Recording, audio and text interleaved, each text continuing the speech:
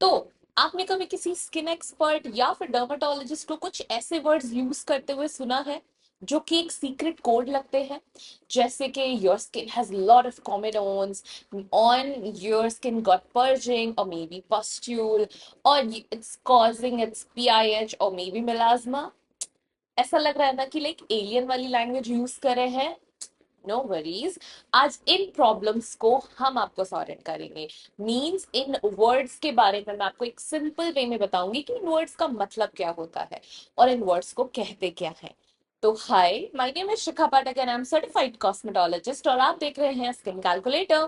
तो चलिए जाइए फटाक से सब्सक्राइब कर लीजिए मेरे चैनल को और शुरू करते हैं। इन वर्ड्स का मतलब क्या है? तो इन वर्ड्स को बोलते हैं जार्गन वर्ड्स। जार्गन वर्ड्स क्यों मैं यूज करी हूं? क्योंकि एक स्पेसिफिक एरिया, जैसे अगर मैं बोलूं स्किन इंडस्ट्री में, जब एक टेक्निकल वर्ड यूज किया जाता है, जैसे मिलाज्मा यूज किया, मिलाज्मा इज जस्ट पिगमेंटेशन, बट हमने उसको स्पेसिफिक टेक्निकल वर्ड का नाम दिया है। तो आज इन्हीं वर्ड्स के बारे में हम जानेंगे कि कौन कौन से वर्ड्स का मतलब क्या होता है। तो सबसे पहले हम शुरू करते हैं एक्ने। जब हमारी स्किन में एक्ने का प्रॉब्लम होता है, मींस पिंपल्स होते हैं, तो हम किस किस तरीके के टेक्निकल वर्ड्स बहुत सारे स्किन एक्सपर्ट्स यूज करते हैं या फिर डर्मेटोलॉजिस्ट यूज करते हैं, उनका मतलब क्या है? तो सबसे पहला वर्ड है कॉमेडोन्स। कॉमेडोन्स कुछ भी नहीं है, ब्लैक हेड्स और व्हाइट हेड्स ही हैं। तो व्हाइट हेड्स क्या होता है? वो अंदर से क्लोज होता है, ऊपर से आपको व्हाइट दिखता है, बट वही जो ब्लैक हेड्स है वो ऊपर से खुले हुए होते हैं और इसमें धूल मिट्टी और ये ऑक्सीडाइजेशन की वजह से ये ब्लैक दिखते हैं आपको। अब इनको हम आराम से क्लीन कर सकते हैं। तो अगर कोई डर्मेटोलॉजिस्ट या फिर स्किन एक्सपर्ट आपको बोले कि you need to clean your comedones, we need to do the detoxification for your skin, so tension मत लो, वो सिर्फ आपके ब्लैक हेड्स और व्हाइट हेड्स को रिमूव करने की बात कर रहे हैं। तो दूसरा वर्ड है पर्जिंग। पर्जिंग का मतलब क्या होता है? तो कभी आपने कोई प्रोडक्ट यूज किया है और उसको यूज करने के बाद इमीडिएटली आपको बहुत सारे एक्ने हो गए, क्या ये आपका रिएक्शन हो सकता है या फिर पर्जिंग?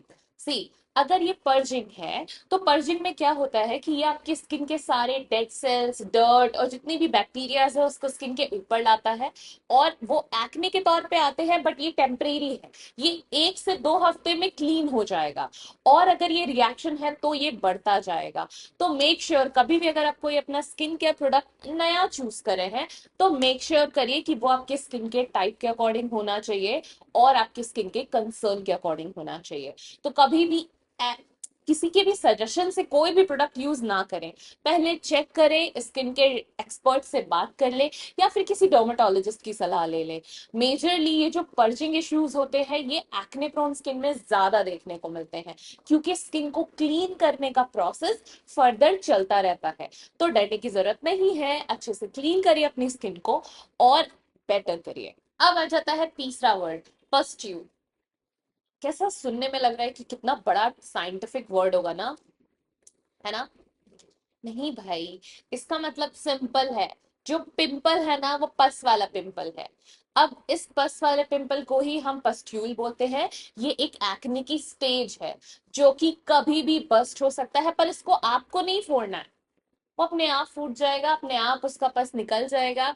आप अगर फोड़ोगे तो पस फैलेगा तो वो एक्ने को बढ़ा सकता है। तो ये जो पस्ट्यूल स्टेज है ये थोड़ी क्रिटिकल होती है, तो इसको कभी भी ऐसा प्रिक करके नहीं निकालना है, ठीक है? अब बात करते हैं हम पिगमेंटेशन। पिगमेंटेशन समझते हैं ना कि लाइक स्किन में अनइवन स्किन टोन हो जाना, एक स्पेसिफिक एरिया पे आपको ब्राउन पैचेस हो जाना, ये पिगमेंटेशन है। तो अभी पिगमेंटेशन में जार्गन वर्ड्स कौन से स्किन एक्सपर्ट और डर्मेटोलॉजिस्ट यूज करते हैं उसके बारे में बात करते हैं। तो सबसे पहला जार्गन वर्ड है मिलाज्मा। सुनने में बहुत ऐसा लग रहा है ना कि लाइक ऐसा क्या होगा ये मिलाज्मा। ये एक वीआईपी वर्जन है पिगमेंटेशन का, जो कि मेजरली आपकी स्किन में तब अपियर होता है जब आपके स्किन के अंदर हार्मोनल डिसबैलेंस हो या फिर सन एक्सपोजर ज्यादा हो। तो ये जो मिलाज्मा है ये मेजरली आपको मे बी फोरहेड, आपके चीक बोन्स पे और अपर लिप पे जल्दी दिखता है। तो ये डार्क ब्राउन पैचेस में होते हैं। अगर आप इसको कम करना चाहते हैं तो कोई भी एसिड बेस्ड प्रोडक्ट यूज कर सकते हैं, सिरम्स यूज कर सकते हैं, जिसमें आप रेटिनॉल यूज कर सकते हो, ग्लाइकोलिक एसिड यूज कर सकते हो, आर्ब्यूटिन यूज कर सकते हो। और सनस्क्रीन को तो बिल्कुल भी मत भूलिएगा, अगर आप सनस्क्रीन नहीं लगाएंगे तो ये पैचेस और ज्यादा डार्क होते जाएंगे, तो इसका ख्याल रखिए।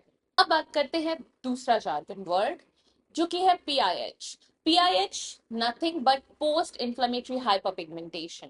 ये कब अपियर होता है? तो जब आपको एक्ने होता है, पर एक्ने चला गया, अब वो अपना निशान छोड़ गया अपनी यादगार में कि यार मैं हुआ था ऐसा, तो वो जो ब्राउन निशान छोड़ गया है ना, उसको हम बोलते हैं पीआईएच, पोस्ट इन्फ्लेमेटरी हाइपरपिगमेंटेशन। या फिर आपको कोई चोट लगी, वो चोट रिकवर तो हो गई बट उसका निशान छूट गया। मुझे भी एक चोट लगी थी, तो ये मेरा भी एक पोस्ट इन्फ्लेमेटरी हाइपरपिगमेंटेशन का मार्क है। तो ये ही होता है, ये बहुत नॉर्मल है। आपको कभी भी कोई भी इन्फ्लेमेशन के साथ, अगर आपकी स्किन में इन्फ्लेमेशन मतलब बहुत ज्यादा हीट लगना, इमीडिएटली रेड हो जाना, उसके बाद अगर कोई भी ब्राउन स्पॉट छूट जाता है, उसको हम बोलते हैं पोस्ट इन्फ्लेमेटरी हाइपरपिगमेंटेशन। ये एक ब्राउन स्पॉट है जो कि हील तो हो जाता है बट फिर भी मार्क छोड़ देता है। अब इसको फेड करने के लिए आप सनस्क्रीन तो यूज करोगे ही, साथ में आप विटामिन सी की हेल्प ले सकते हो, जिससे ये फेड हो सकता है। अगर आपको इन इंग्रेडिएंट्स के बारे में कुछ और जानना है, जैसे मैंने ग्लाइकोलिक एसिड के बारे में बोला, या फिर मैंने आपको कोजिक एसिड के बारे में बताया, आर्बिटीन के बारे में बताया, आप मेरे पुराने वीडियोस इंग्रेडिएंट से रिलेटेड देख सकते हो, उसमें डिटेल में बताया है मैंने।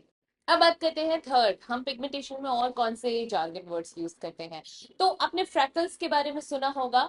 तो फ्रैकल्स फ्रैकल्स एंड एलांटोजन, ये दोनों ही पिगमेंटेशन का ही टाइप है, पर दोनों ही सन एक्सपोजर से होते हैं, बट थोड़ा सा डिफरेंस है।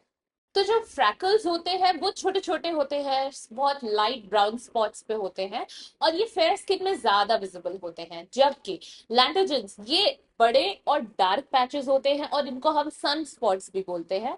तो मेजरली ये आपको वार्निंग दे रहे हैं कि आपकी स्किन डैमेज हो रही है सन के थ्रू, सनस्क्रीन लगा लो ऐसा। तो ये दोनों ही सन एक्सपोजर के कॉजेज हैं।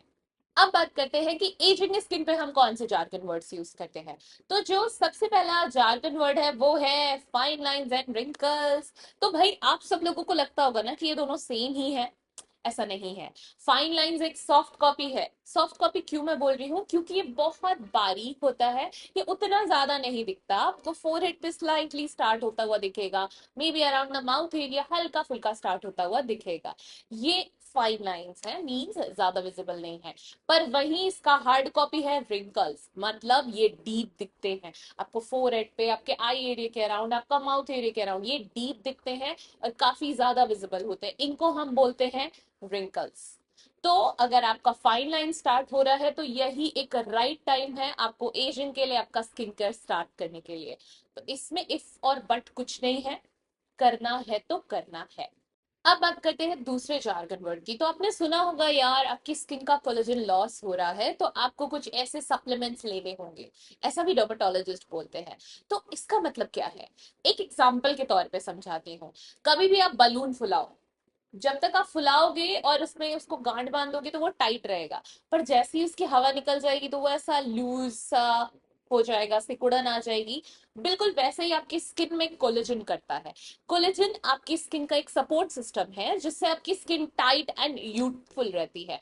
पर जैसे जैसे कोलेजन लूज होता जाता है वैसे आपकी स्किन सैग होती जाती है, ढीली पड़ती जाती है, जिसमें आपके रिंकल्स बढ़ते जाते हैं।